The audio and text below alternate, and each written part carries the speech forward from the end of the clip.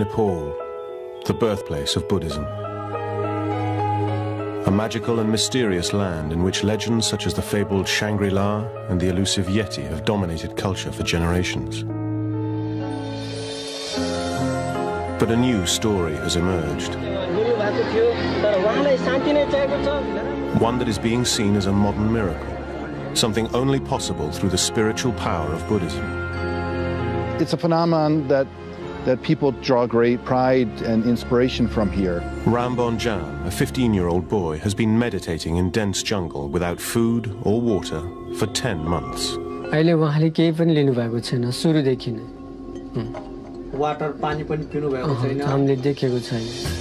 Many suggest he is a physiological and cognitive freak, with such immense power of mind over matter that it could change the way we look at modern science and medicine forever. If he's truly gone without food and water, it's difficult to explain on a purely scientific basis, so you would have to bring in spirituality in here.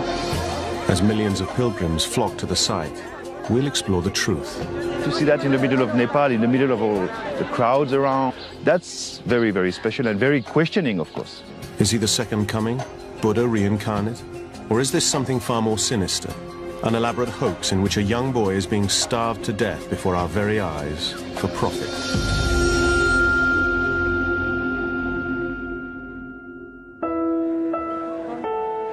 Many people fast for religious or health reasons for short periods of time, but they never reject all sustenance. The longest a person can go without food has been documented as being around 2.5 months before you die of starvation.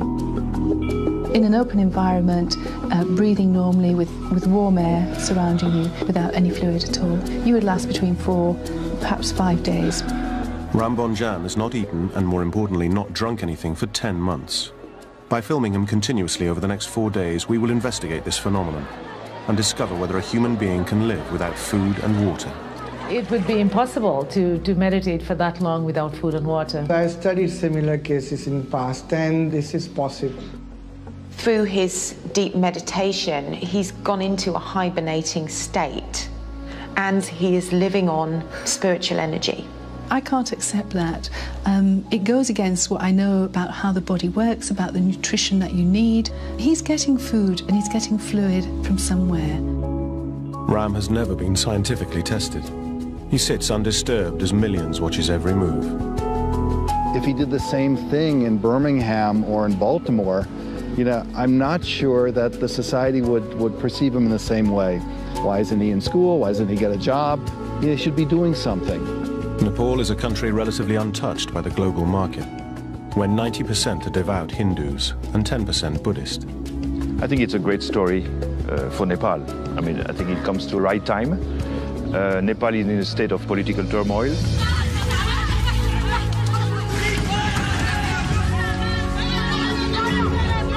So I think it's very interesting that all of a sudden there is this birth of a myth in front of our eyes, just starting. Nepal faces a stark, desolate reality without its religious beliefs. I don't know if the story of Ram Bahadur Bomzan appeals to a certain consciousness now, looking for some saint, some figure, someone who can perform miracles at a time when life seems so tawdry and broken and uncertain. As science progresses, it's pushing God further and further out. And where science hasn't yet encroached, you will find God. Ram began meditating in May 2005. By November, the remarkable story hits the press worldwide. Newspapers claim fake. Government officials say that the boy's local supporters have received around £4,000 in donations. Up until now, no film crew has been allowed up close. We will attempt to be the first to obtain proof of the claims of the Buddha boy. With fierce loyalty, his followers hide him at certain times of the day. This has drawn suspicion, but who are these followers, and what are their motives? What has happened is that because of the people who've started coming in, it's turned into kind of a circus. Soon, roads become nothing but dirt tracks. After traveling more than 12 hours from Kathmandu, the last 40 kilometers through dense jungle, suddenly a gate manned by sentries bars the way any further. And we're diverted to a bustling temporary city of hawkers, fast food sellers, and a bus park in the middle of nowhere. Previously, we used to farm only, but now there are jobs available. There is good income. Amazingly, 10 months ago, there was nothing here but jungle. The city has been expanding at an astonishing rate ever since the boy began his meditation. There is a kind of economic desperation which perhaps a phenomenon like this would attract people. I used to run a restaurant in the city, but this one makes much more money. After walking 5 kilometers from the temporary city with the throngs of devotees, we are confronted by crowds 20 deep and the boy surrounded by a series of barbed wire fences. We have to fight our way through just to get a glimpse from the 50-meter fence.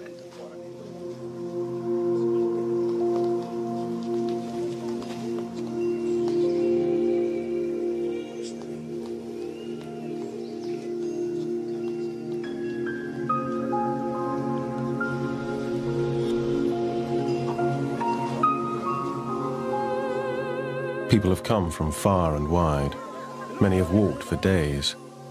Some give offerings, others pray, or give donations. We need to get closer than the fence is allowing us, and soon realize that Ram's eldest brother is running the site. Granjaji Bonjam leads the committee, an 18-strong self-appointed group set up to protect the boy's welfare, and it will be his decision if we are allowed to film. Today I'm busy. Maybe tomorrow is a good day. Finally, he lets us film inside the 50-meter boundary.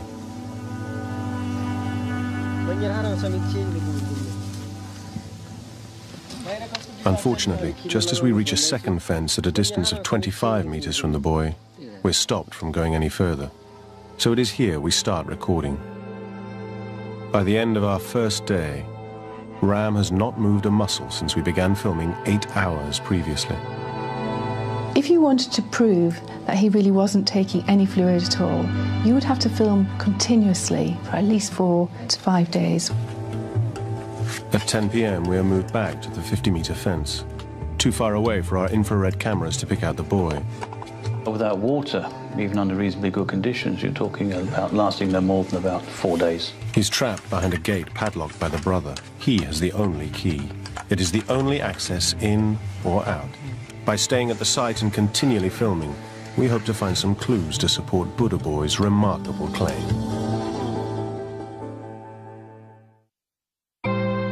In Nepal, Ram Bonjan, a 15-year-old boy, has been meditating in the hollow of a tree for 10 months. He plans to continue for 6 years.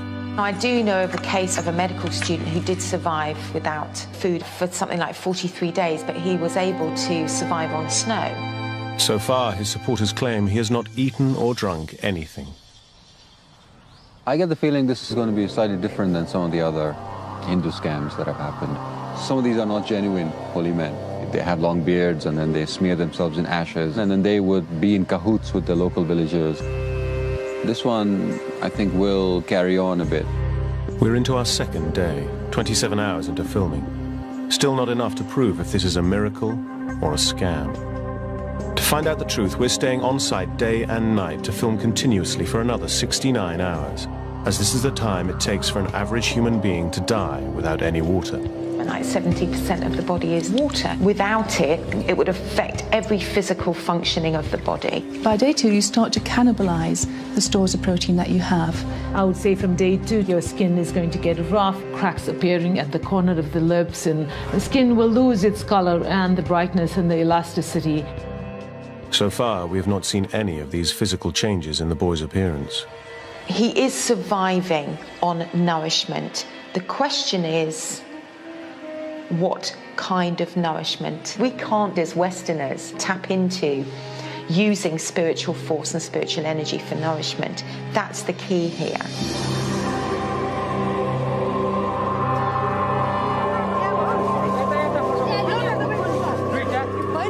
Every morning, an army of hawkers move in, selling Buddha Boy merchandise, including brochures, photo albums, and DVDs. We started selling these CDs a month ago when we were allowed to do so. Many of the sellers and pilgrims think he is the reincarnation of Buddha. His dream has been to gain Buddha's knowledge and spread the light of peace. The similarities are uncanny. Siddhartha, the Buddha, was born a mere 150 miles away, to a mother with the same name, Maya Devi. Both chose to meditate for 6 years under the same type of tree and follow a life of abstinence. Buddha eventually found enlightenment through meditation, and that is what Ram is trying to achieve. You can see a light coming from the top of his head and sometimes from his forehead. Many of the stories that are circulating the site are probably just gossip, but they all feed the myth and the growing aura of the boy. One story that started the legend was that poisonous snakes bit him on 2 separate occasions. I saw him after the snake bite, and he looked very pale. Cobras and vipers are common to the area, and their bite is fatal. Incredibly, Ram required no medical attention from the bites. Because of his meditation, he flew, the poison. I heard about it. Some saw the blood, but no one saw the snake. He was sweating there, and with the sweating, his poison was gone. The boy himself does seem to have some spiritual powers. If we were bitten by a snake, we were already gone. Just because of his pure meditation, he's alive. You know, you could question if you don't believe in these things, but the people his family seems to have faith in it, so we have to sort of recognize that. True or not, it is apparent that Ram Bonjan is putting himself in danger, not only by refusing sustenance, but also by sitting exposed to the elements and wildlife. This fatalistic attitude to death is very common in Asia. At this time, he lacks calories, he lacks proteins, he lacks vitamins, and he lacks water. So he would be susceptible to illnesses. He's got no ability to maintain an immune response or to support an immune response, and it does increase his risk of dying from an acute infection.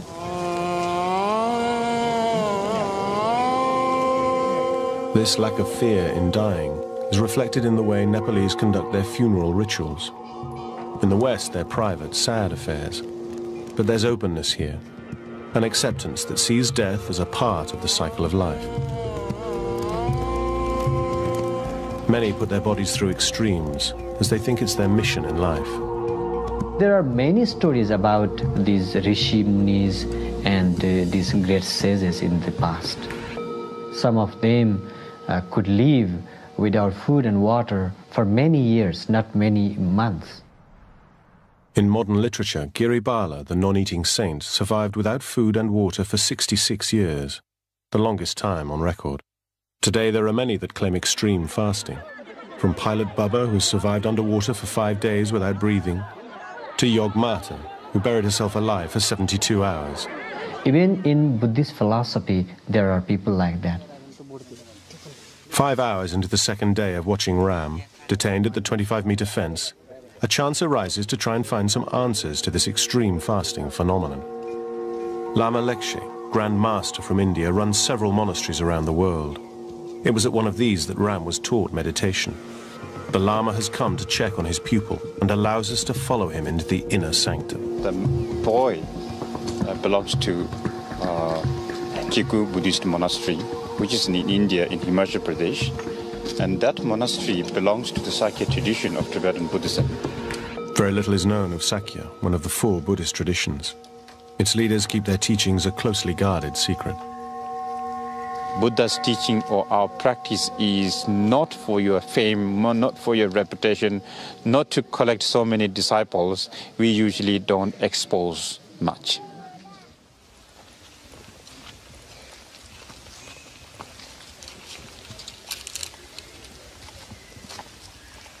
We have another meditator. He has been doing this for the last 30 years. Today, his hairs are so long that he can't stretch down, so he put the small back hanged behind and then put all the hairs into that.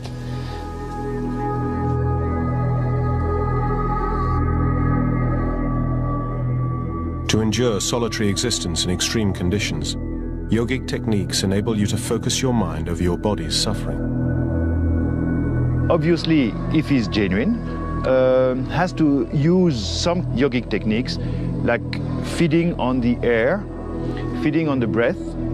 There are other techniques where you use stone, okay, little stone that you put in your mouth and you feed on the stone. There are all those stories.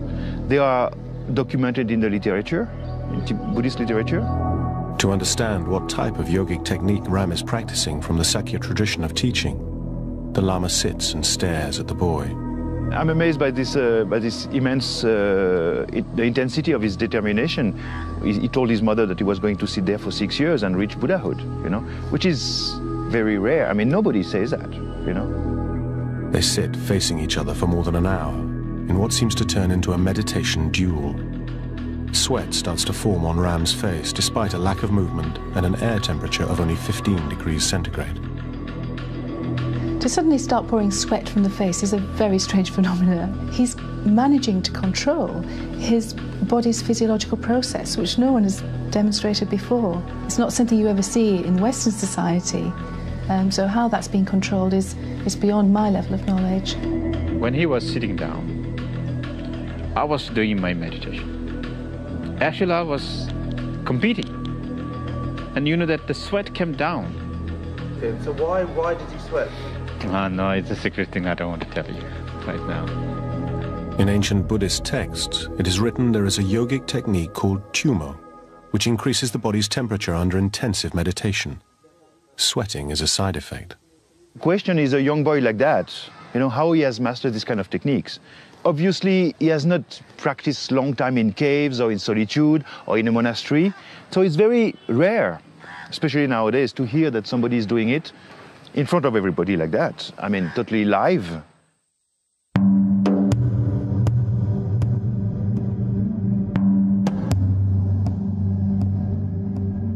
To understand how Ram learnt the practice of tumo and continues to survive without food and water, we must look into his past and his first visit to Lumbini, the birthplace of Buddha. These places are the power point.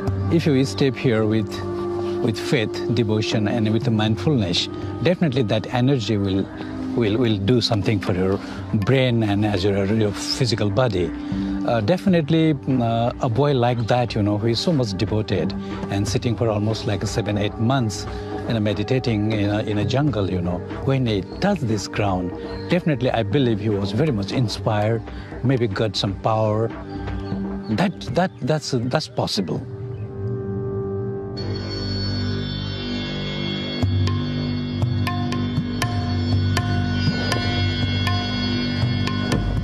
After Lumbini, Ram chose to study at a secret Tibetan monastery near Dehradun, India, 10,000 feet up in the Himalayan mountains and cut off from civilization. There are many examples of monks practicing tumo intensive meditation in the hills nearby. Ram sort of gravitate toward this monastery, and at that moment, I think it was 2002, I think, or 2003, that he came. It's sort of like his own recognition. But he's too different. He's too different. Why is he too different? There's something to like different to the other monks. Tumo is a particular form of Tibetan meditation where the exponents are capable of withstanding extremely harsh conditions with very little food, very little water, and very little clothing. Some lamas are doing meditation in the icy Himalaya. From their body they bring the heat. So same way, maybe he has done that. American scientists tested the theory in 1982. Monks were soaked in sheets of cold water. 45 minutes later, steam began rising through the cloth. Some of the studies that I've been doing have shown that even novices using Tibetan chanting can increase their tolerance to cold pressor pain by 100% or more.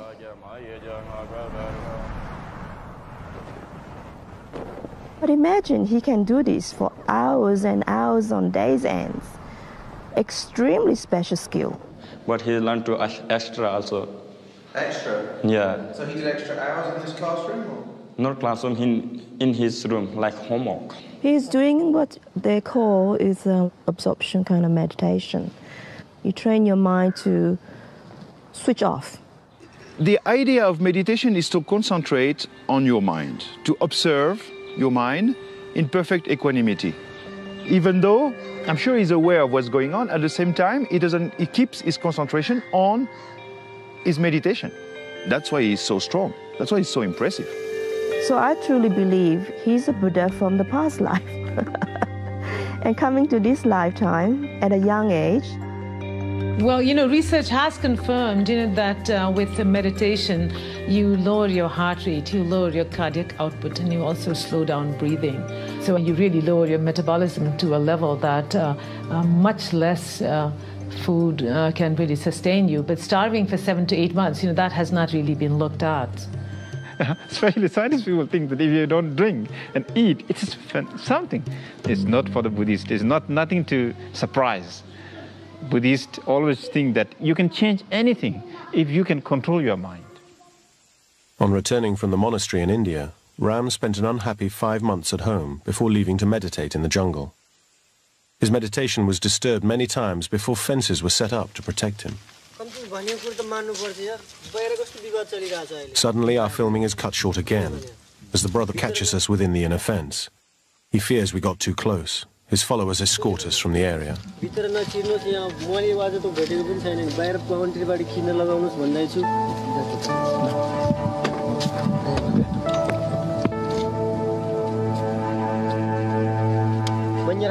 It is only now that we notice the full scale of the operation that protects the boy. Dozens of disciples pace the perimeter. Others are hard at work building new fences, sweeping and moving on the throngs of devotees. There must be 40 on duty at any one time.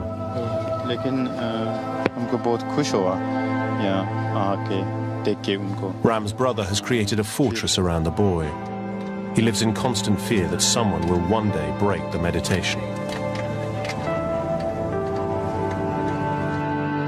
Despite his hostility, the brother unexpectedly offers to take us to the village where Ram once lived, allowing a camera to be left at the site to continue filming to prove Ram doesn't move. Yeah, this is my house. There are 9 children altogether living in a modest family home. Yeah, this is kitchen rooms. Looking around, it appears life hasn't changed a great deal since Ram began meditating. Reports have said that donation money from the site is going into the pockets of the brother and his followers. But there is little evidence to suggest that the family are benefiting.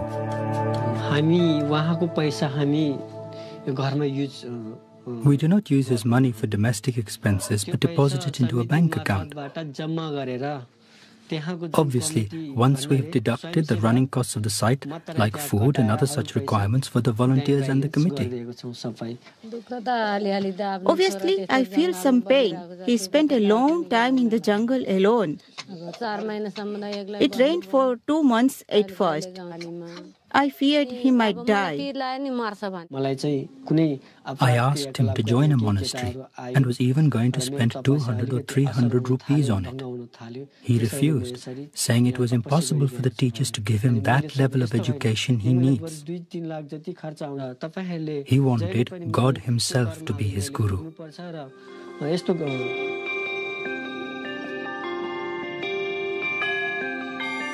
Just 10 months ago, Granjajit Bomjan was a farmer working the land in the village like generations before him.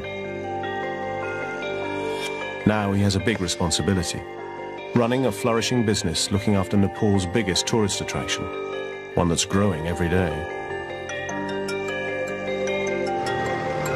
Thousands have been flocking to see him, and in the 3 hours we've been at the house, 350 monks turned up to pay homage. Ordinary 15-year-old boys are not wise like he is. He is special, he is a God himself. All souls have God within them, but he is a real God. The brother seems to enjoy the power, holding court, giving press interviews and speaking to visitors.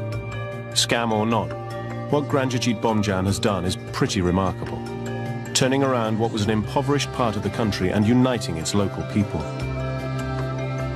But how long can his authority remain unchallenged? The committee seems to be growing by the day. People getting fired, people coming in. Organized chaos.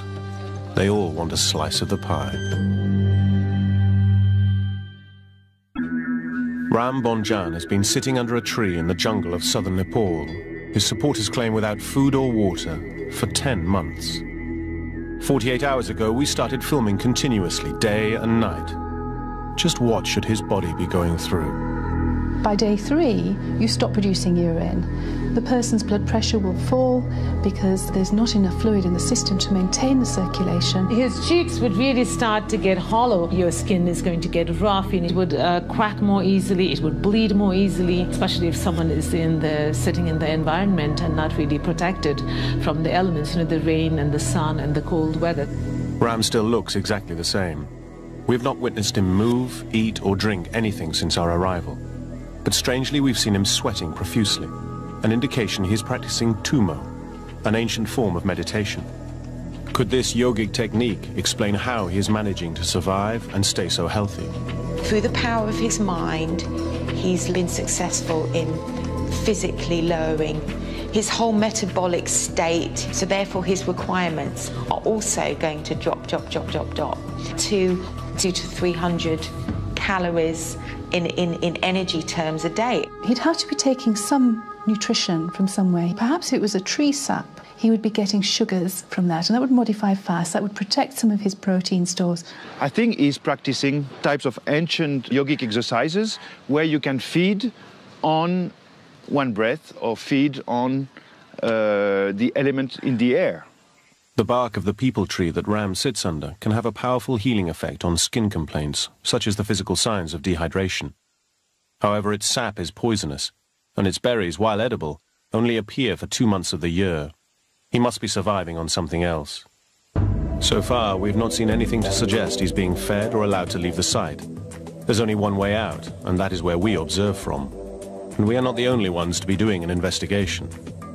Ram Bhakta Gurung and his science team have been doing independent research for the government and have been observing Buddha Boy for 6 days. Even there is from morning to evening, like this meditation, it's not normal. Overnight, the temperature reaches a low of 3 degrees centigrade, the coldest night yet since our arrival. The investigators and security shiver under blankets, but Ram is wearing just a thin cloth. What you should see in a cold evening is him physically shivering. So if he isn't shivering, he's managing to suppress the natural urge to maintain his body temperature at 36.8 degrees centigrade. This is more evidence to suggest Ram is doing the yogic technique of intense tumo meditation, generating his own body heat and preventing the onset of hypothermia. At 6 in the morning, we rush into the enclosure. Someone claims there's a blue light coming from his head. We cannot see it. How is Ram surviving without moving? There are theories about surviving off the environment, but everything is just conjecture. Nothing is fact. Until now. A scientific breakthrough claiming evidence to suggest that extreme fasting may indeed be possible has just reached us from another part of the world.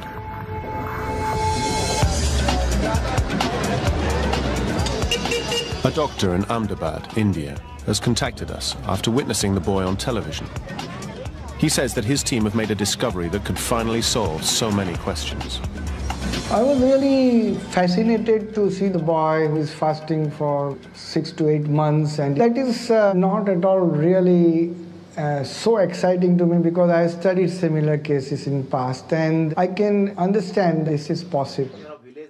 Dr. Shah's most famous case is Prahlad Jani, a holy man who claims he has not eaten or drunk anything since he was 12. I haven't eaten anything, not even now, even though I'm 80 years old. That made me really quite excited because I knew that this is something going to change the feeling of medical world. Although I walk 100, 200 kilometers in the jungle, I never sweat, nor feel tired or sleepy. I can meditate for 3, 8 or 12 hours or even months. Prahlad Jani recently spent 10 days in observation, watched and filmed 24 hours a day. Minute to minute, second to second. And he was kept in a cabin which was sealed from outside. The bathroom was sealed.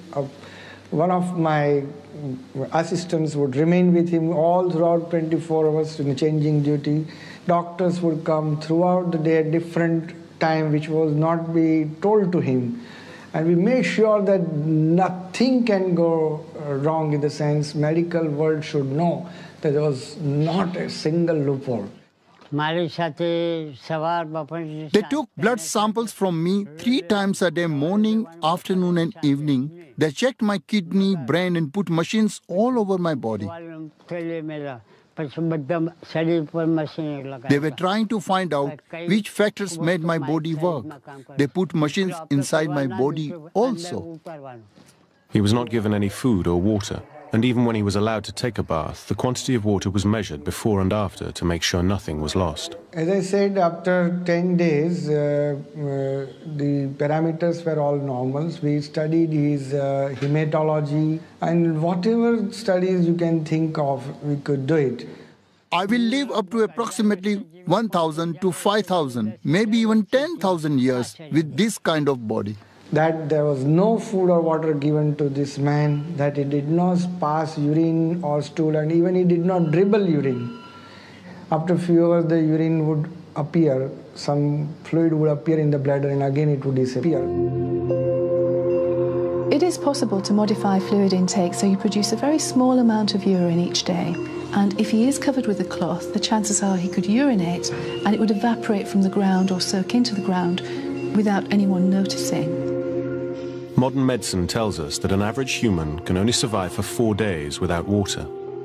While confined, Prahlad Jani incredibly lasted 10 days under observation. Dr. Shah has a theory on how he's managing to survive without food or fluid. He feels the holy man is feeding off the sun. Hiranandhan Manik used to do solar gazing. He says that you have to go to a flat ground and barefooted and just look at the sun. It's impossible for us to generate heat or light energy from looking at the sun, almost likening it to photosynthesis, which is the process by which plants generate their energy supply. And this is absolutely impossible for a human being to do.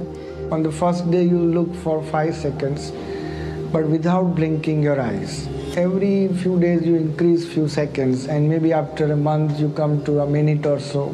In fact, staring at the sun would damage the retina of the eye. Scientists from America also examined him several times in ophthalmic system, and he found nothing abnormal.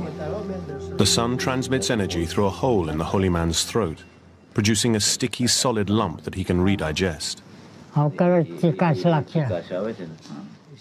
This, he claims, refuels the chakra power points in his body. It is not a miracle, it is supernatural.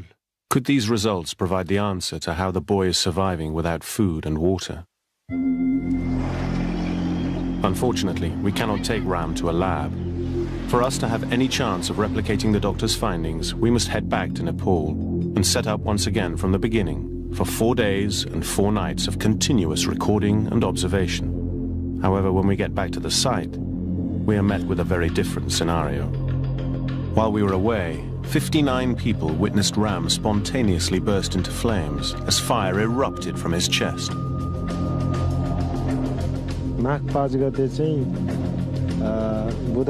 On the 5th of January, Wednesday, around 8 o'clock, we saw fire coming from him. He stood and threw the cloth in front of him and was naked in the middle of a burning fire. And then after some time, in a very soft voice, he called for his brother. He asked for a red robe to be thrown over him. He wrapped the cloth over his body and he said, let him concentrate on his meditation and do not disturb him. Over the past 300 years, there have been more than 200 reports of spontaneous combustion, the burning of a body without an identifiable ignition source. Its cause is an unsolved mystery.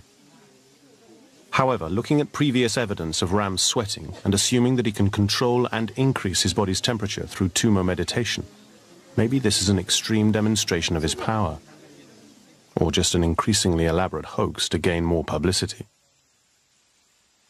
After just a week away, security has tightened, and the brother seems a deflated figure. When you start making about 20,000 rupees a day from this, and there's money involved, This is Nepal. There's going to be fights. It would be unnatural if, if the committee hadn't started bickering about it yet. The committee seems to have evolved and doubled in size, and it is not clear who is in charge. There are many voices, all challenging for superiority.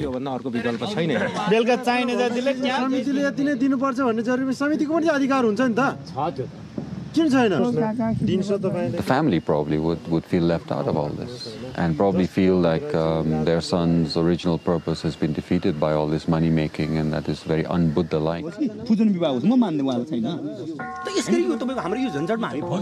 There seems to be a split within the committee as to whether or not we are to be allowed to continue. In fact, the government's response has been very interesting. originally they said, well, we're going to test the boy. The Royal Nepal Academy of Science and Technology is going to go and take blood samples and do a DNA test. I don't know why DNA, but they haven't done it yet.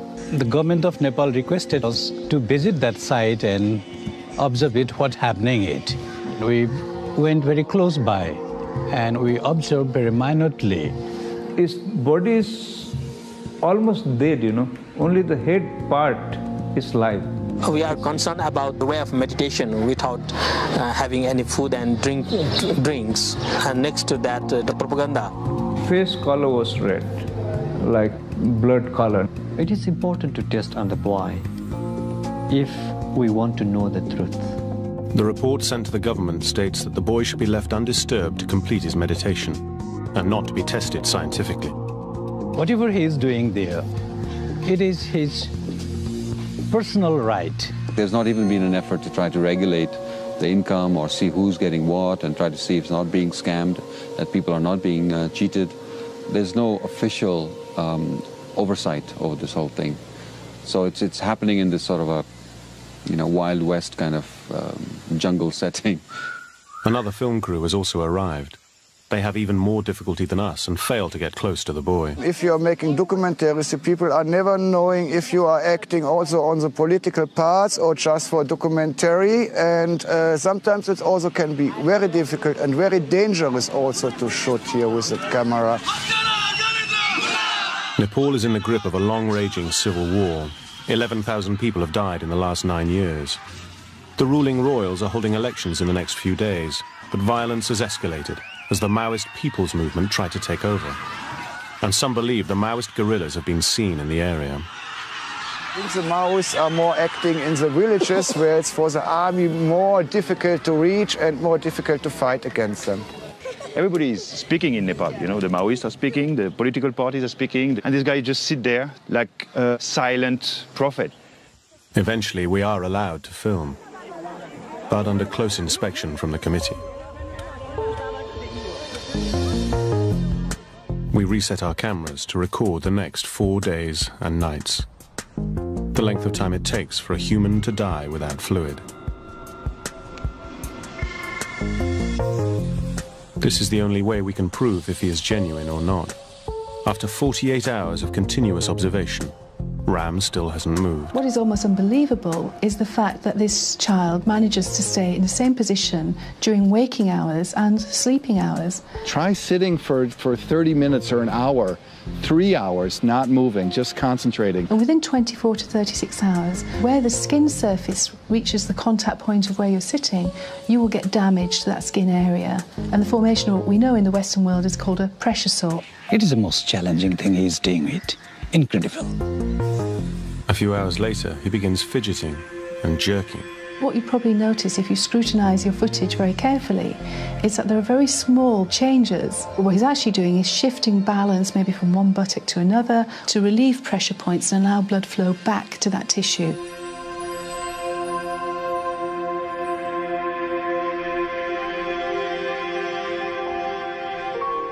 As the sun sets, 60 hours into filming, and the committee take a tighter stranglehold, we find ourselves back with the family whose devotion for Ram remains undiminished. There are many that have altered their life to be in his presence. Some have never been home since arriving. Please stay here a couple of days and feel for yourself. It's wonderful. We have lived here eating only once a day for many months. I will stay here till my death. The relaxed environment suddenly changes when word goes through the camp there is a tiger loose in the site. Is it for real? Or are the committee creating more hype around the boy? The jackal was just over there. The tiger was a little further away. Chaos reigns as many fear for the safety of Ram. I understand the Nepali sense of the miracle of him not having taken food, not drinking, but for me, those are not the important issues. You know, whether he eats or drinks, I hope he stays healthy. After a thorough search, tiger prints are discovered. We realize how vulnerable the boy really is. We wonder if Ram is the innocent victim in this spectacle. After 58 hours, life continues as normal. Donation boxes are filled, and the crowds start to arrive. Ram appears to show no classic signs of degeneration through fluid loss, but a closer look at our footage might help us understand his physical and mental health. He looks unwell. If you saw this individual sat against a wall in London, you'd be very concerned about how he looks. As life passes him by, Ram just sits calmly meditating. There is a swelling in his neck, but whether that represents a goiter or an underactive thyroid is very difficult to say. Having a severely underactive thyroid would mean that your metabolic rate is incredibly low, which means that you can survive for a very long time without food and fluid.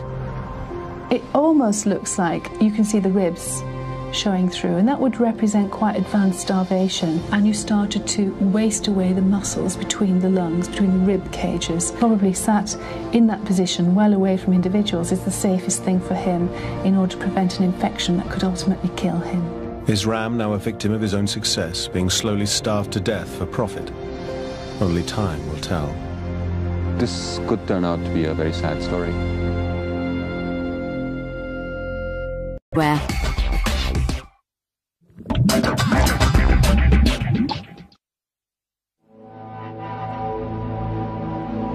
We have been observing Ram Bonjan continuously in the jungles of Nepal for 86 hours. In that time, we've not seen him take any food or fluid or show any signs of dehydration. An average human should be just a few hours away from death. With a prolonged deficiency of food and water, your brain is going to lack the glucose, you're not going to have enough fluid in your system. As you progress without those fluids, you become delirious. On day 4, that confusion will get worse. You may start fitting, your body is going into kidney failure, and ultimately the person dies of dehydration. To rule out foul play within the secure inner enclosure, we defy the committee and enlist Prem Lema, Ram's oldest friend and carer, to get a closer look. In the beginning, he used to walk around this tree in the morning chanting mantras. After that, he meditated for 3 months before going into the deep trance that he's in today. After a thorough search inside the tree and the ground area surrounding Ram, there's nothing suspicious. No food pipes buried or supplies hidden. Are people there creating a scam for us to believe in? I hope not. It would be an elaborate scam to do that. Surely if it was a scam, someone within the committee would have let on, told the papers, weakened for money. The people in this area, they don't tell lies. They tell the truth that you have. That is also the proof. After 96 hours of filming, Ram has defied modern science by continuing his meditation and remaining alive. Many of the pilgrims at the site are from a scientific background and are torn by what they see. Is he a miracle or a myth? त्यति गरेपछि यो विज्ञान rewrite हुन्छ यो विज्ञान failure भयो हेर्नुस् यो modern मेडिसिनको म डाक्टरको कामै छैन यहाँ विज्ञान फेलर भन्ने मिल्दैन कि यसमा के छन् विज्ञानले अहिलेसम्मको जति आविष्कारहरू गरेको छ नि हजुर We have whole religions built around miracles. Jesus rose from the grave. Millions of people believe that. That's the center and core of their religion. Are we say in another culture it's not possible? Everything is possible. होइन सुन्नु कुरा त्यो meditation गर्ने होइन त्यो medical साइन्सको कुरा गर्नुहुन्छ नि मेडिकल साइन्स पनि अझै पनि पूर्ण छैन. Prolonged fasting is not as simple as we understand. We all should explore the benefits of this kind of fasting. The debate over science and spirituality will always continue. And so too the tug of war between those who have Ram's best interests at heart and those who want to make a quick buck. It's very difficult when you have that belief that you have an individual that has transcended our normal biological needs of food and fluid. It's very hard to reject that if you truly believe it. Maybe the brother knows the answer. He has the key to the inner sanctum. He is the only one allowed to speak to Ram. He will continue to empty the donation boxes, reaping the rewards while the truth remains unresolved. The media people should not create confusion. He will show the truth himself.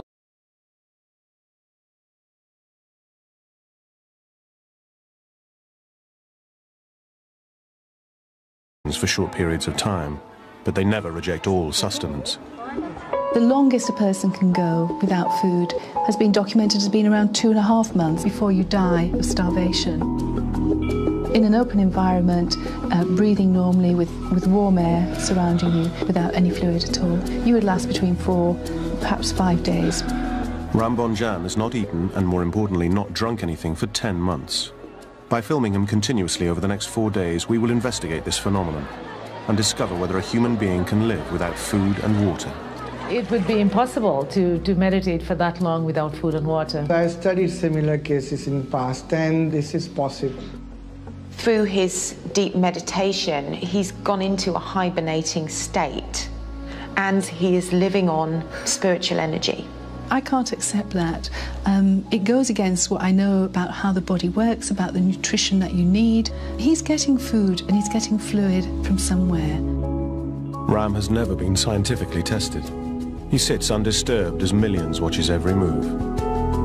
If he did the same thing in Birmingham or in Baltimore, I'm not sure that the society would perceive him in the same way. Why isn't he in school? Why doesn't he get a job? He should be doing something.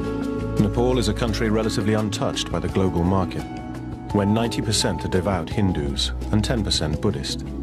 I think it's a great story for Nepal. I think it comes to the right time. Nepal is in a state of political turmoil.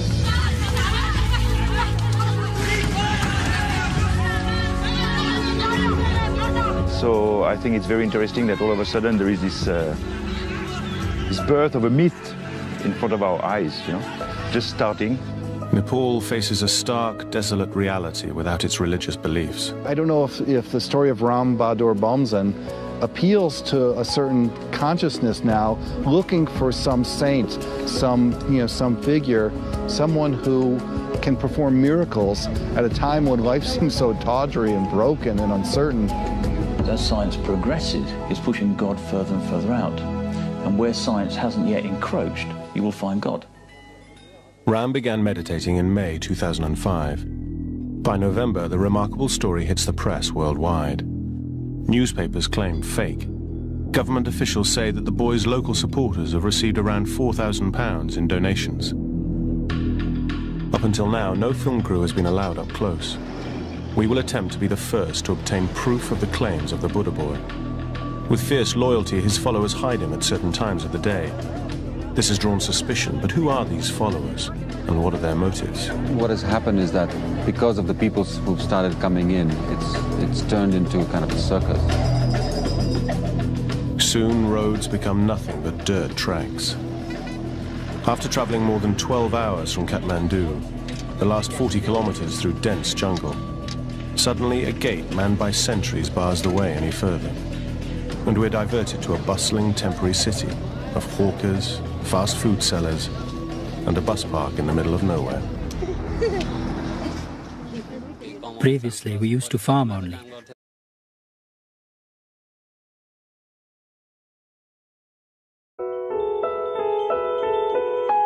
Nepal, the birthplace of Buddhism. A magical and mysterious land in which legends such as the fabled Shangri-La and the elusive Yeti have dominated culture for generations. But a new story has emerged. One that is being seen as a modern miracle, something only possible through the spiritual power of Buddhism. It's a phenomenon that people draw great pride and inspiration from here. Rambonjan, a 15-year-old boy, has been meditating in dense jungle without food or water for 10 months.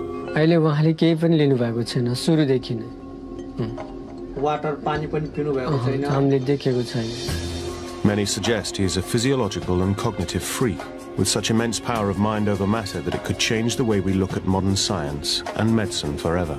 If he's truly gone without food and water, it's difficult to explain on a purely scientific basis, so you would have to bring in spirituality in here. As millions of pilgrims flock to the site, we'll explore the truth. To see that in the middle of Nepal, in the middle of all the crowds around, that's very, very special and very questioning, of course. Is he the second coming, Buddha reincarnate? Or is this something far more sinister? An elaborate hoax in which a young boy is being starved to death before our very eyes for profit.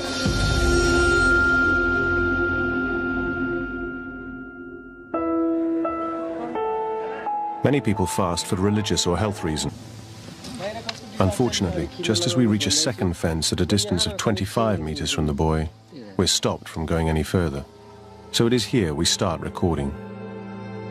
By the end of our first day, Ram has not moved a muscle since we began filming 8 hours previously.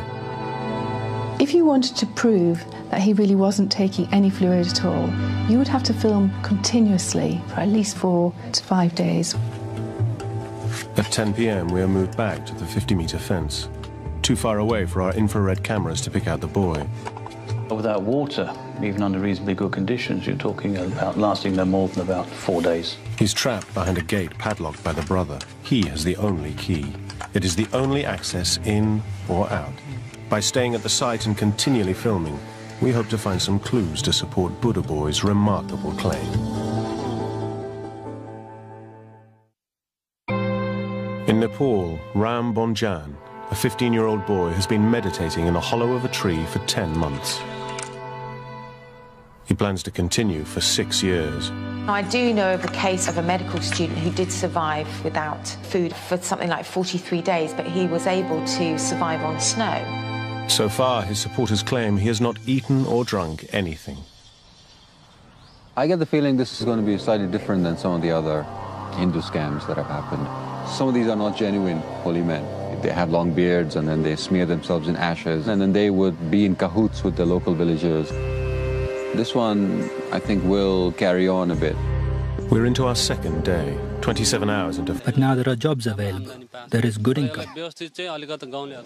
Amazingly, 10 months ago, there was nothing here but jungle. The city has been expanding at an astonishing rate ever since the boy began his meditation. There is a kind of economic desperation which perhaps a phenomenon like this would attract people. I used to run a restaurant in the city, but this one makes much more money. After walking 5 kilometers from the temporary city with the throngs of devotees, we are confronted by crowds 20 deep and the boy surrounded by a series of barbed wire fences. We have to fight our way through just to get a glimpse from the 50-meter fence.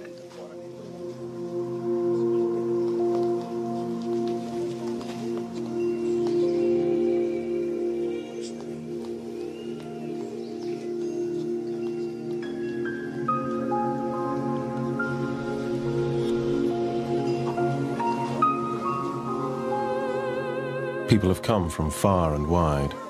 Many have walked for days. Some give offerings, others pray. All give donations. We need to get closer than the fence is allowing us, and soon realize that Ram's eldest brother is running the site.